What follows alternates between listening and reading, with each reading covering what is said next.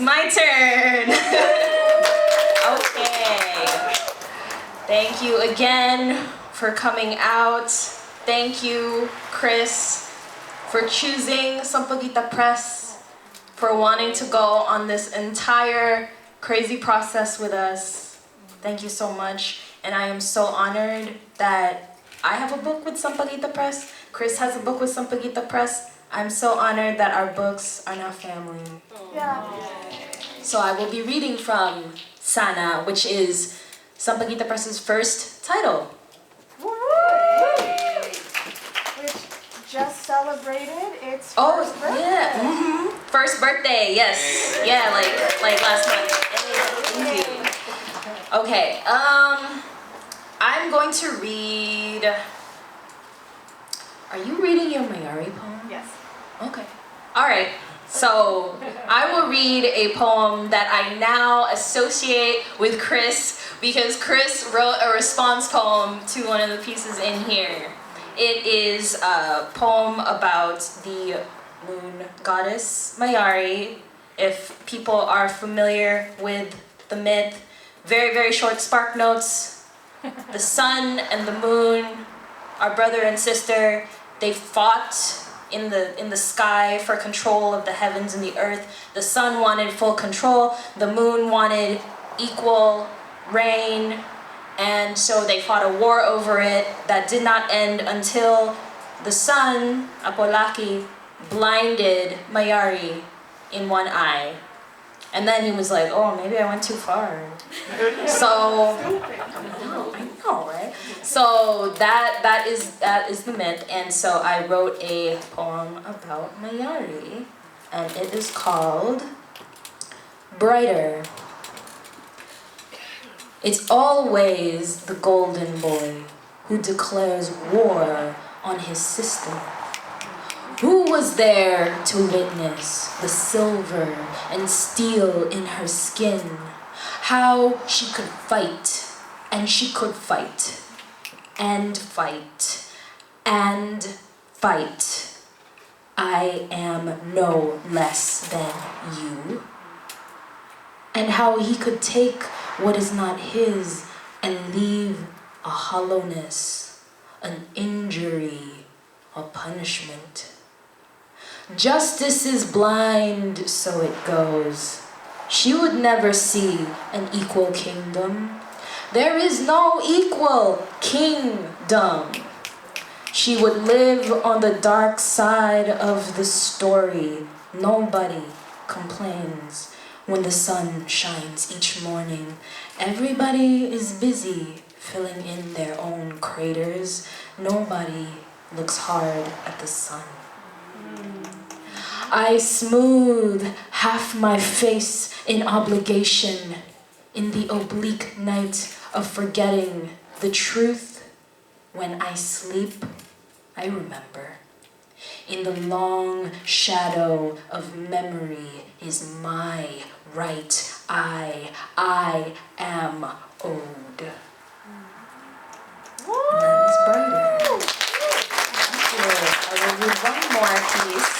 And I really want to read this one because Chris is the founder and one of the leaders of the group Luya Poetry in Chicago, which was a haven for me as for many, many of us, especially during the Panini times.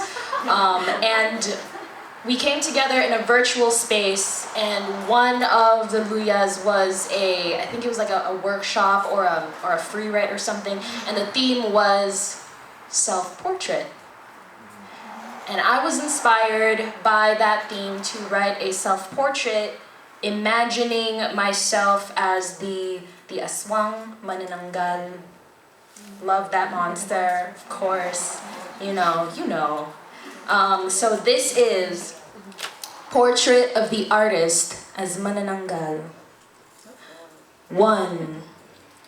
Portrait of the Artist as Manananggal, of Manananggal as Gazong. How do I name this skin when in the end I am not art and everything is a monster. Jackfruit cracked yellow jewels of skin, rotting meat, belly stretched, ready for blood.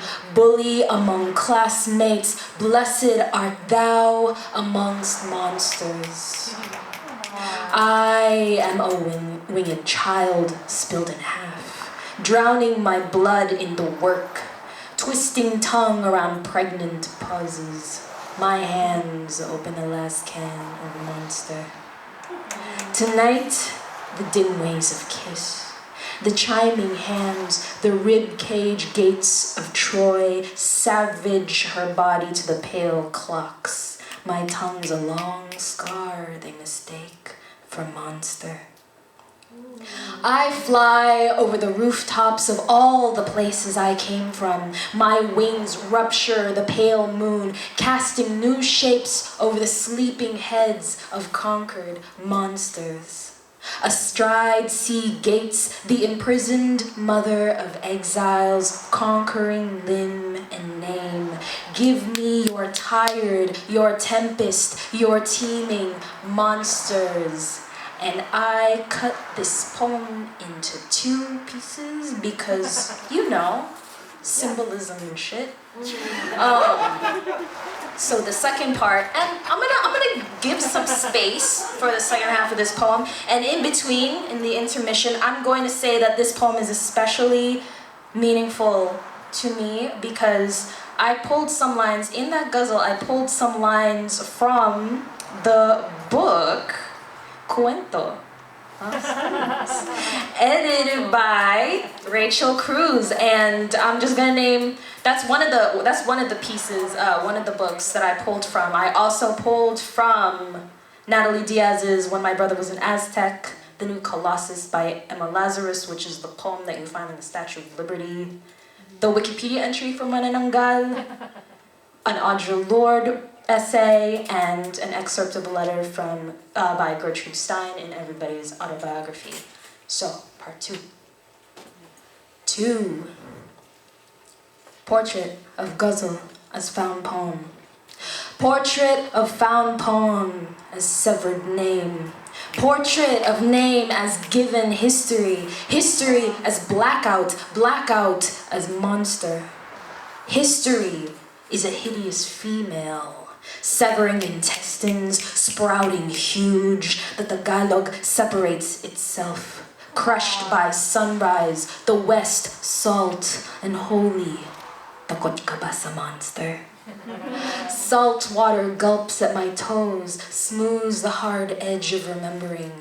Fate is crossing water when we die. The land forgets we are each other's monsters. Where is the dark, rich land we wanted to wander? Subway train lurching, hatred passed through, machinery of memory, a harshness, my monster.